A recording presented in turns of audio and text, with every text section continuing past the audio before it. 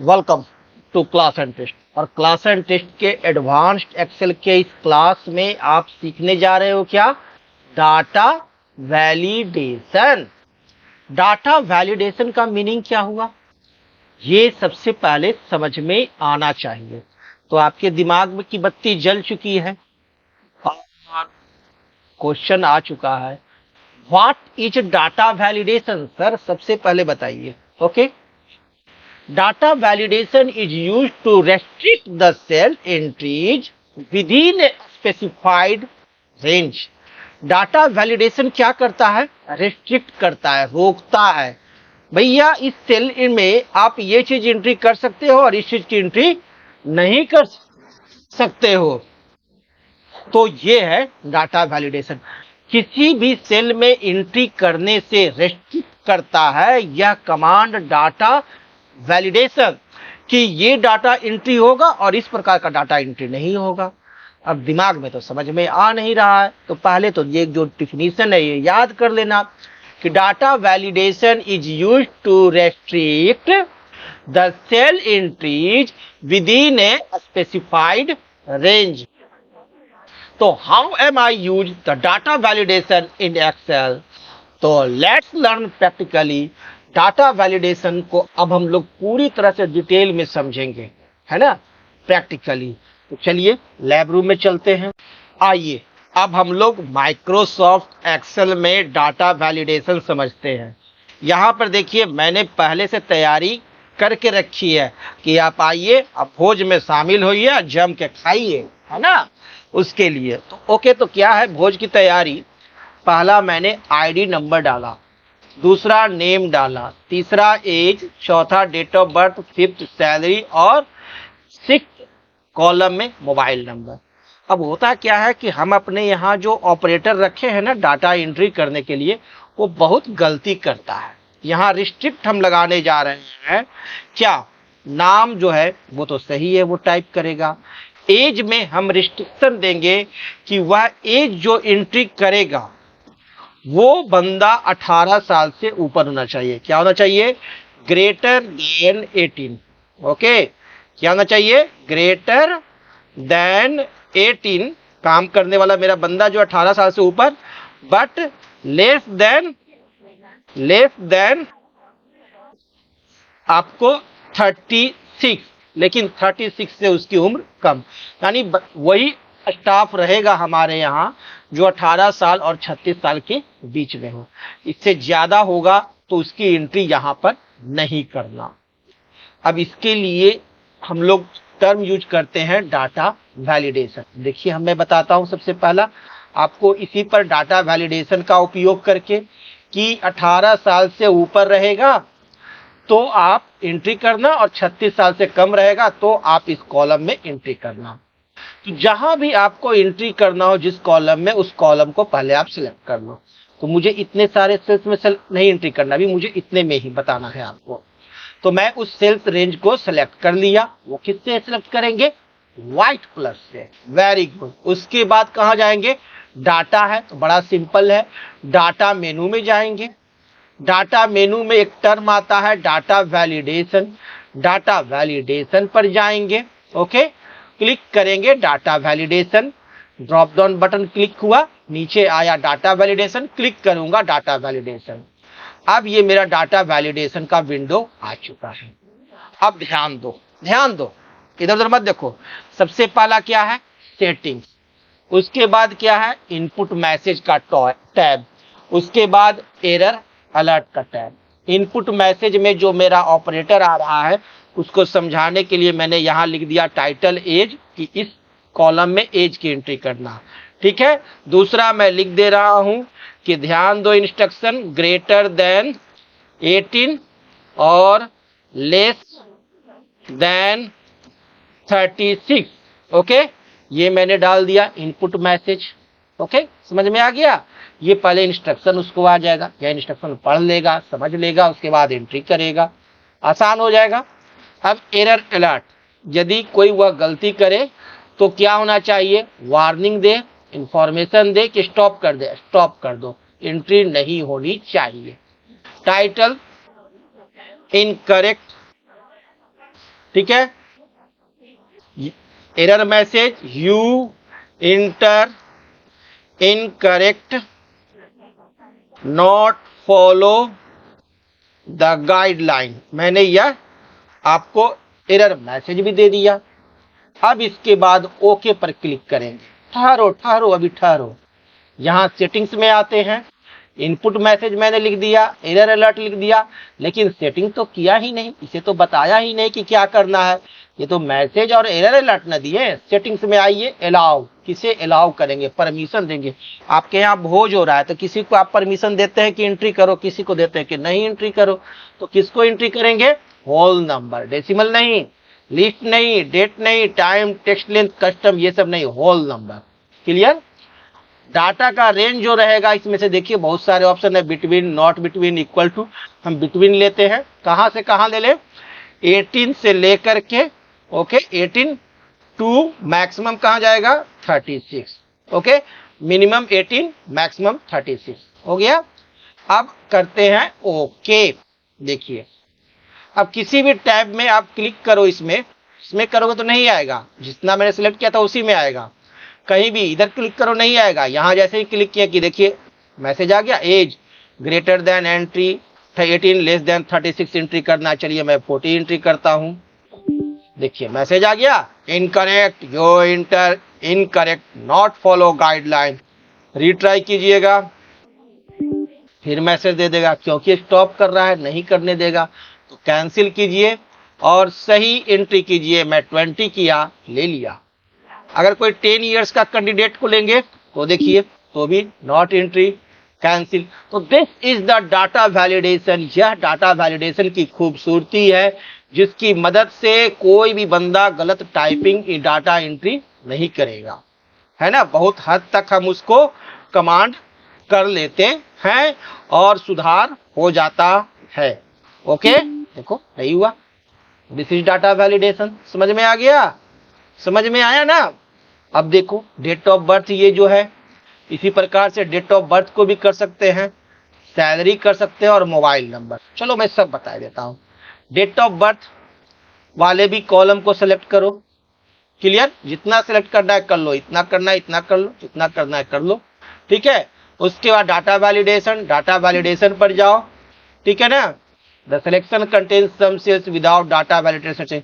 Do you want to extend data validation to this cells? Yes, extend करो। यहां हम लोग क्या करेंगे, पहले से मेरा बना हुआ था, इसे मैं क्लियर ऑल करता हूं। यदि पहले से कोई डाटा वैलिडेशन का रूल डाला हुआ है, उसे क्लियर ऑल कीजिएगा और ओके कीजिएगा तो वो गायब हो जाएगा। डाटा वैलिडेशन देखिए आ गया। क्लियर? तो गायब करना भी आप समझ गए। अब मैं डाटा वैलिडेशन रूल डालता हूं। अलाउ करेंगे क्या? डेट, डेट को अलाउ करना है। डाटा का रेंज क्या रहेगा? बिटवीन, रेंज ले लीजिए। तो मैं डाल देता हूं एक, ठीक है ना, 1980, एक 1980 से लेकर के एक, ठीक है ना, 2010 तक। बस इतना ही के बीच का रेंज की एंट्री करना है। ओके, चलिए अब हम लोग क्या करेंगे, डाटा की एंट्री करेंगे। क्या? Date of birth. जो ये डेट ऑफ बर्थ एंट्री है ना, मैं इसे डिलीट कर देता हूं और मैं यहाँ डेट डालता हूं 2/4/1976। मैसेज आ गया ना, this value doesn't match. Retry करेंगे और 78 करूं तो फिर भी मैसेज आ गया, है ना। ये वैल्यू में क्या देना पड़ेगा? 2/5/1981 ले लिया। So simple. तो जो रेंज है उसी रेंज में अब एंट्री होगी और इस प्रकार से हमारे को त्रुटि होने की संभावना बहुत कम हो जाती है। ओके, और जो कंडीशन है उसी कंडीशन के अनुसार अब हम लोग एंट्री करते हैं तो गलती नहीं हो रही है और डाटा एंट्री हो रही है। अब कोई बच्चा क्या करता है ना, गलती टाइप कर देता है। 2000 टाइप करने का 2000 तो सिर्फ 200 टाइप किया, है ना, तो गलती टाइप किया तो वो नहीं लेगा। तो फुल हमें टाइप करने होंगे सही सही, तभी लेंगे। ये चीज क्लियर हो गया। डाटा वैलिडेशन से हम लोग डेट को भी एंट्री कर सकते हैं। So simple. और ये फॉर्मेट पेंटर का उपयोग करना तो सभी को आता है। होम फॉर्मेट पेंटर, क्लिक किए, हो गया सेम डिजाइन। अब सैलरी, हमारे यहाँ जितने भी स्टाफ है उनकी सैलरी 9,000 से लेकर के 15,000 के बीच में रहेगी, ठीक है ना, ना 9,000 से कम ना 15,000 से ज्यादा। तो क्या करूं, तो सैलरी वाले भी कॉलम को मैं सेलेक्ट करता हूं जितने में मुझे एंट्री करनी है। ओके, इसके बाद डाटा में जाऊंगा, डाटा वैलिडेशन में जाऊंगा, डाटा वैलिडेशन पर क्लिक करूंगा। ओके, और सैलरी में हम लोग यहां से लेते हैं होल नंबर, डेसिमल लेंगे ही ले सकते हैं, मैं होल नंबर ही लेता हूं। बिटवीन क्या है, 9,000 से लेकर के 15,000 के बीच में, ठीक है, 15,000 से बीच में। और फिर डाटा वैलिडेशन में ही अगर हम लोग मैसेज डालना चाहें तो डाल सकते हैं, सैलरी इंटर हेयर। ओके, और मैसेज होगा क्या, बिटवीन 9,000 टू 15,000। ओके, अब ओके पर क्लिक किए, हो गया। देखिए सैलरी लिख रहा है, देख रहे हैं, मैसेज दे रहा है। यहाँ देखिए मैसेज देता है एज का, यहाँ मैसेज देता है सैलरी का। चलिए मैं डिलीट करता हूँ और एंट्री करता हूँ। 9,500 ले लिया, 8,600 एरर दे दिया, है ना, रीट्राई। और 9,200 ले लिया, 11,000 की जगह पर मुझसे ज्यादा टाइप हो गया, 1,10,000, देखिए एरर दे दिया, है ना, तो सही टाइप होगा। इस तरह से गलती की संभावना खत्म हो जाती है, गलती कम से कम होंगे, नहीं होंगे, और टाइपिंग हमारी अच्छी होगी। टाइपराइटर आसानी से, डाटा एंट्री वाले आसानी से डाटा एंट्री करें। देखिए गलत है, क्या एंट्री करना है, यहाँ मैसेज दे रहा है। ओके, तो इस प्रकार से आप डाटा वैलिडेशन का उपयोग करेंगे। ओके, अब मोबाइल नंबर, मोबाइल नंबर तो सभी कोई जानते हैं 10 डिजिट्स का होता है, तो 10 डिजिट से ज़्यादा, कभी 10 डिजिट से कम हम लोग टाइप कर देते हैं। तो इस त्रुटि से कैसे बचे, इसके लिए भी मैं मोबाइल नंबर वाले कॉलम को सिलेक्ट करता हूं, डाटा वैलिडेशन पर जाता हूं, डाटा वैलिडेशन क्लिक करता हूं और लिखते हैं टाइटल में mobile number, type 10 digit number, या मैसेज डाल दिए, इनपुट मैसेज, ये डाल भी सकते हैं और नहीं भी डाल सकते हैं। सेटिंग्स में गए, एनी वैल्यू के जगह पर हम लोग ले लेते हैं क्या, टेक्स्ट लेंथ, ठीक है ना, मिनिमम भी 10 और मैक्सिमम भी 10, है ना, यानी 10 वैल्यू रहेगा। ओके, या इक्वल टू कर सकते हैं, लेंथ 10, 10 का हो गया। अब मैं यहाँ टाइप करता हूँ मोबाइल नंबर, जैसे 1 2 3 4 5 6 7 8 9, देखिए एरर दे दिया। अब देखिए मैं टाइप करता हूँ 1 2 3 4 5 6 7 8 9 0, 10 डिजिट ले लिया। इस प्रकार से यह अब हमेशा ही 10 डिजिट ही लेगा, 10 डिजिट से ज्यादा रहेगा तो नहीं लेगा और कम भी रहेगा तो नहीं लेगा, है ना। तो इस तरह से मोबाइल नंबर जो आप टाइप कर रहे हैं वह गलत टाइप नहीं होगा। क्लियर है, तो ये है डाटा वैलिडेशन का उपयोग। तो आप लोग इसकी पूरी प्रैक्टिस करेंगे ताकि डाटा वैलिडेशन में दक्ष हो सके। ओके, अब हम यहाँ पर चर्चा करेंगे एडिंग सब टोटल। सब टोटल किस तरह से ऐड करते हैं वो देखेंगे। ओके, सब टोटल यानी कहने का अर्थ है कि अगर कोई हमारा रीजन वाइज है तो देखिए ईस्ट गोल्फ का एडिंग हुआ एक जगह, टेनिस का अलग हुआ, गोल्फ टोटल अलग हुए। तो इस तरह से सब टोटल एडिंग कैसे करते हैं उसकी चर्चा हम करते हैं। तो सवाल उठता है, what is adding subtotal, adding subtotal क्या होता है। So simple, subtotal helps us to manage and analyse the data. Subtotal हमें मदद करता है डाटा को एनालाइज करने में और मैनेज करने में, और आवश्यकता अनुसार कैलकुलेशन हमारे को बड़े बड़े शीट्स में निकालने में यह सब टोटल मदद करता है। Okay, how am I use the adding सब टोटल, तो मैं सब टोटल का यूज कैसे करूंगा एक्सेल में। So simple, let's learn practically, आइए इसे प्रैक्टिकली देखते हैं। अब यहाँ पर देखिए एक कैंडिडेट का फी चार्ट है, एक स्कूल है, उस स्कूल के कैंडिडेट के फी चार्ट है। अब इसमें हमें सब टोटल ऐड करने हैं। तो सवाल उठता है कि हमारे प्रिंसिपल सर पूछे कि क्लास 2 के टोटल पेमेंट जो आया है वह मुझे बताओ, क्लास 3 का कितना आया, क्लास प्ले में कितने बच्चों ने पेमेंट किया और टोटल कितना पे किया, टोटल कितना फी है। अब ये मुझे निकालना है तो कैसे निकलेगा। यहाँ तो मैं एंट्री किया हूँ 2 है, 3 है, प्ले है, यानी ये मिक्स है ना। तो सबसे पहले इस तरह से हमें निकालने के लिए कि प्ले का अलग, 2 का अलग, 3 का अलग निकालने के लिए इसे क्या करेंगे, सॉर्ट करेंगे। क्या करेंगे, सॉर्ट करेंगे। तो मैं क्लास से सेलेक्ट करता हूँ और सभी स्टूडेंट्स को सिलेक्ट कर लूंगा। पहले मैंने सिलेक्ट कर लिया सभी स्टूडेंट्स को with fee and paid amount. Okay, total data select हो गया। अब उसके बाद कहाँ जाएंगे, अब उसके बाद सॉर्ट करने के लिए हम लोग सॉर्ट एंड फिल्टर में जाएंगे और कस्टम सॉर्ट पर क्लिक करेंगे। कस्टम सॉर्ट पर क्लिक करने के बाद अकॉर्डिंग टू क्लास, क्लास के अनुसार हम इसे क्या करेंगे, सॉर्ट करेंगे। ओके, यहाँ तक तो सभी को आता है। देखिए क्लास 2 एक जगह हो गया, क्लास 3 हमारा एक जगह हो गया, क्लास प्ले हमारा के बच्चे एक जगह आ गए, है ना। 2 का अलग हो गया, 3 का अलग हो गया और प्ले का अलग हो गया। मैं देखिए तीनों को 3 कलर से दिखाई देता हूँ। क्लियर है, कहीं कोई इशू प्रॉब्लम नहीं। ओके, अब मैं क्लास 2 का ऐड करूंगा, क्लास 3 का, क्लास प्ले का, टोटल फी कितना आया, टोटल पेड कितना किया। तो इसे ऐड करने के लिए हमें क्या करना होगा, सेलेक्ट करना होगा। किसे, यह सिलेक्ट कर लिए, क्लास से लेकर के मैंने यहाँ तक सिलेक्ट कर लिया, या सीरियल नंबर से लेकर के मैंने यहाँ तक सिलेक्ट कर लिया।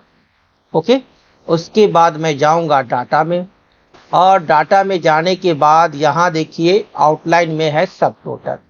सब टोटल पर क्लिक किए। ओके, हमें जो सेलेक्ट करना है, ऐड करना है, वो क्या ऐड करना है, फी और पेड, है ना।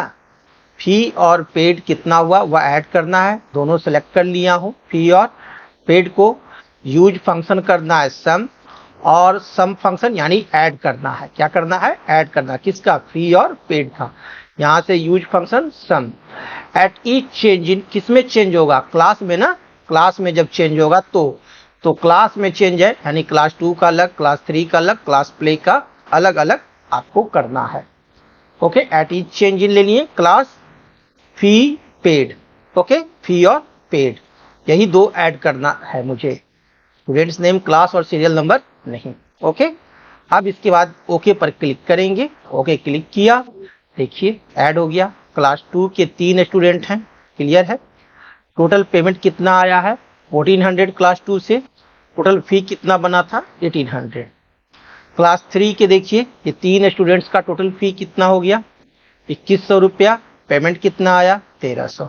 आप सभी का पेमेंट देख रहे हैं, अलग अलग सब टोटल हो चुका है। तो इस तरह से आप आसानी से सब टोटल कर सकते हो। ओके, प्लेओ का देखिए इतना आया 1500, 1200, ग्रैंड टोटल। अब फुल टोटल हो गया, ग्रैंड टोटल यानी कंप्लीट टोटल, यानी ये 1800, 2100 और 1500 जोड़े तो 5400, 1400, 1300 और 1200 जोड़े तो टोटल पेमेंट आया कितना, 3900। तो इस तरह से हमें एक्सेल में एडिंग सब टोटल की मदद से कैलकुलेशन करना बहुत आसान हो जाता है। ओके।